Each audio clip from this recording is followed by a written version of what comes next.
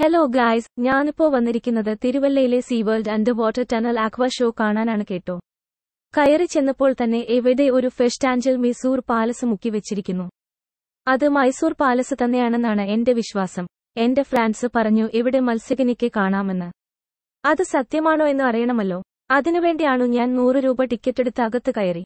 അകത്ത് ചൂടായിരിക്കുമെന്നാണ് ഞാൻ വിചാരിച്ചത്. എന്തായാലും അകത്ത് മുഴുവൻ AC ആയിരുന്നു. എവിടെ AC ആണെന്നറിഞ്ഞ് ഞാൻ നേരത്തെ വന്നേനെ. വീക്കെൻഡ് ആയിട്ടും വലിയ തിരക്കില്ലായിരുന്നു. എന്തായാലും 100 രൂപയ്ക്ക് നഷ്ടമില്ലെന്ന് മനസ്സിലായി.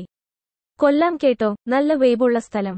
എനിക്കിഷ്ടമായി. എന്തായാലും എവിടെ മീനുകളുടെ ഒരു ചാകര തന്നെയുണ്ട്. എവിടെ നോക്കിയാലും മീനുകൾ തന്നെ. എന്തായാലും ഇത് കണ്ടപ്പോൾ എനിക്ക് ദുബായിലെ അക്വേറിയത്തിലെ ഒരു ലൈറ്റ് വെർഷൻ ആയിട്ടാണ് തോന്നിയത്. അറായ പാമ അല്ലാതെ വേറെ ഒരു മീനിനെ എനിക്ക് തിരിച്ചറിയാൻ പറ്റിയില്ല. ഈ മീനുകൾക്കൊക്കെ ഇവർ എന്തായിരിക്കും തിന്നാണ് കൊടുക്കുന്നത് എന്ന് ഞാൻ അതിശയിച്ചുപോയി. എന്തായാലും നല്ല ചിലവുണ്ട്. നിങ്ങൾ തിരുവല്ല ഭാഗത്ത് എവിടെയെങ്കിലും ആണെങ്കിൽ തീർച്ചയായും വന്ന് ഒരു തവണ കണ്ടിരിക്കണം. ഇത്രയും മീനുകളൊക്കെ ഉണ്ടെങ്കിലും ഞാൻ മത്സ്യകന്യക എവിടെയാണെന്ന് നോക്കിക്കൊണ്ടിരിക്കുകയായിരുന്നു. പക്ഷേ ഇതിന്റെ ഇടയ്ക്ക് ഒന്നുമില്ല. ഞാൻ അവരോട് ചോദിച്ചപ്പോൾ ഏറ്റവും ലാസ്റ്റ് ആണെന്നാണ് അവര് പറഞ്ഞത്. എല്ലാവരും മീനുകളുടെ കൂടെ സെൽഫി എടുക്കുന്ന തിരക്കിലാണ്. മത്സ്യകന്യകയെ കാണാനുള്ള തിടുക്കത്തിൽ ഞാൻ വേഗം നടന്നു ഞാൻ അവസാനം മത്സ്യകന്യകനെ കണ്ടു.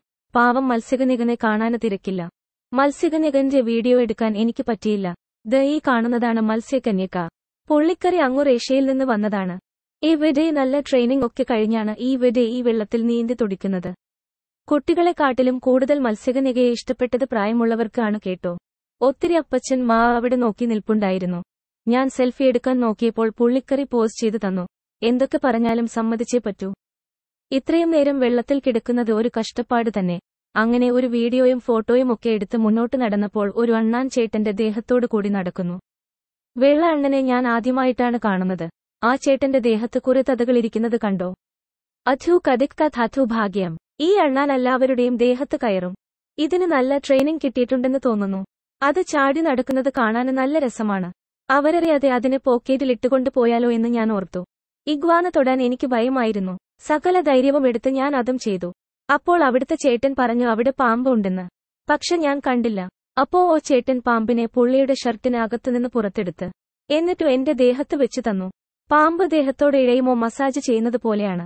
പാമ്പിന്റെ കയ്യിൽ നിന്ന് എങ്ങനെയും രക്ഷപ്പെടണമെന്നൊരു ചിന്ത മാത്രമേ ഉള്ളായിരുന്നു. എന്തായാലും വീട്ടിൽ ചെന്ന് നല്ലവണ്ണം കുളിക്കണം.